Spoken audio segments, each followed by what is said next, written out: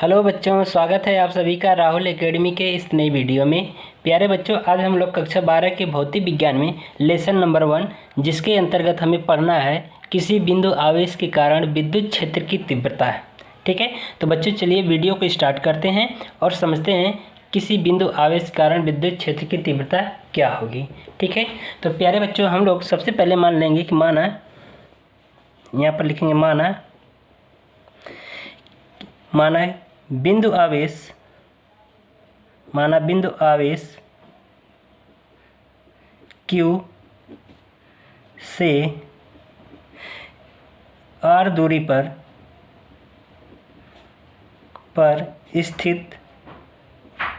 स्थित परीक्षण आवेश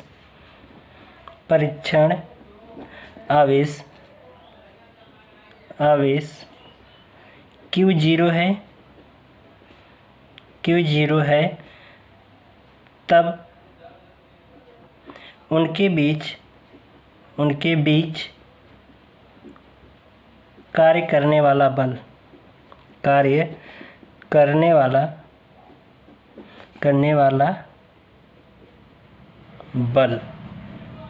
ठीक है, यानी इसका मतलब ये हुआ कि यहाँ पर कोई एक परीक्षण आवेश मान लेते हैं जो कि ये Q है। इस परीक्षण आवेश से स्मॉल r दूरी पर कोई एक बिंदु आवेश यानी परीक्षण आवेश Q0 है। इनके बीच में लगने वाला बल हमें बताना है कि कितना होगा। तो लिखेंगे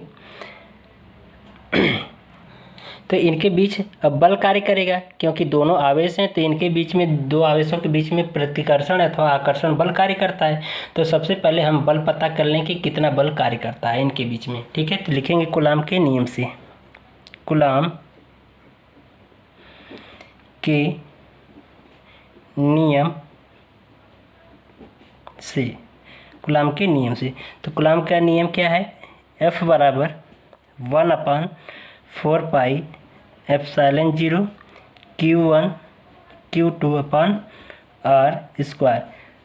ये हमारा क्या है? ये कूलाम के नियम का सूत्र है। इसी नियम के आधार पर हम इनके बीच में बल ज्ञात करेंगे। ठीक है, तो ये लिखेंगे यहाँ पर, देखिए यहाँ पर हो जाएगा। और एक चीज़ यहाँ पर मैं बता दूँ कि यहाँ पर K बराबर होता है 1/4 एप्सिलॉन 0। ठीक है, तो यहाँ पर मैं कुछ समय के लिए K रखूँगा। ठीक है, तो यहाँ पर इनके बीच में हमें बल पता करना है। तो यहाँ पर देख लो, जहाँ पर Q1 आवेश है वहाँ पर Q है, और जहाँ पर Q2 आवेश है वहाँ पर क्या है? Q0 है। ठीक है, तो यहाँ पर लिख सकते हैं कि F बराबर K Q इंटू Q0/r²। ठीक है, इसको समीकरण नंबर 1 मान लें। ठीक है, अब ये पता हो गया कि इनके बीच में कितना बल कार्य करता है। K इंटू Q0/r² बल कार्य करता है। तब अब हम निकालेंगे इनके बीच में विद्युत क्षेत्र की तीव्रता। लिखेंगे विद्युत क्षेत्र की तीव्रता, विद्युत क्षेत्र की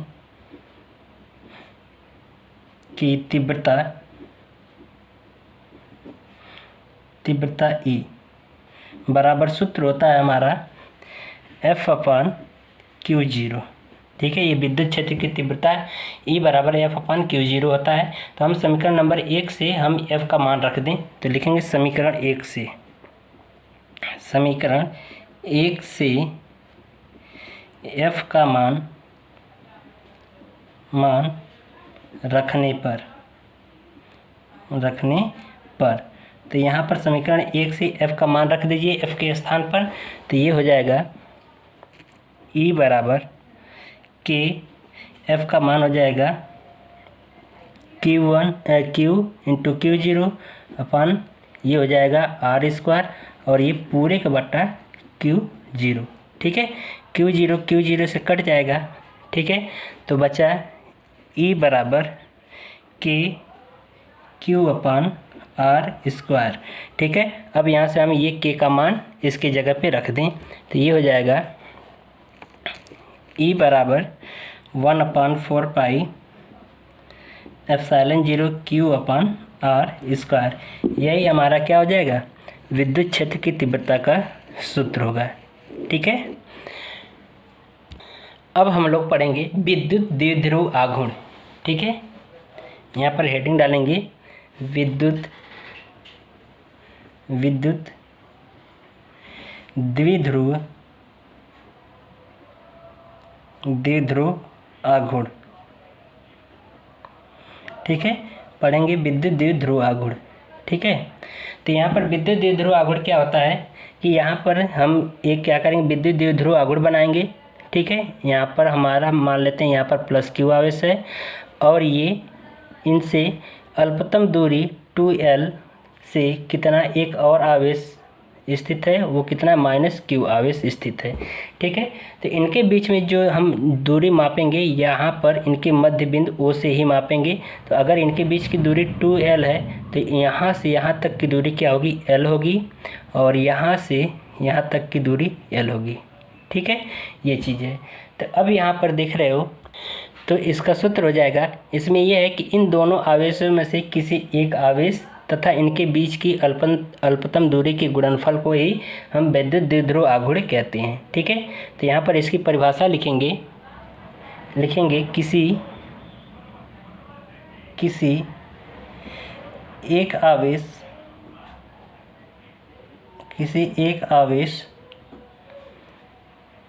दोनों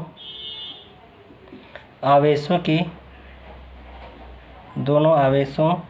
के बीच की अल्पतम दूरी। ठीक है, अल्पतम दूरी के गुणनफल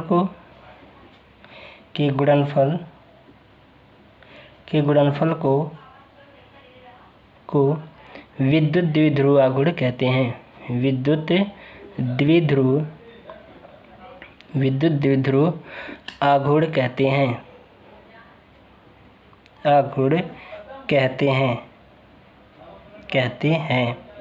ठीक है, इसे P से प्रदर्शित किया जाता है। तो यहाँ पर लिखेंगे इसे P से प्रदर्शित करते हैं।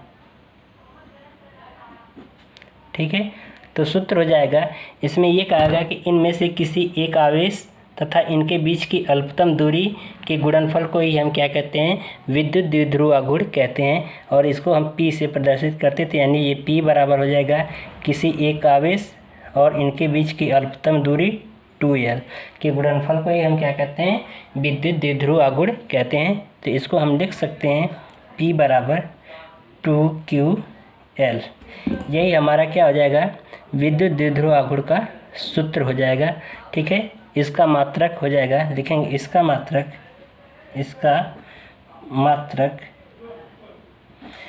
मात्रक देख रहे हो कि यहाँ पर आवेश है, तो इसका मात्रक क्या होता है, कूलाम, और ये L क्या है, दूरी है, तो दूरी का मात्रक मीटर, यानी इसका मात्रक हो जाएगा कूलाम मीटर होता है। इसका बीमा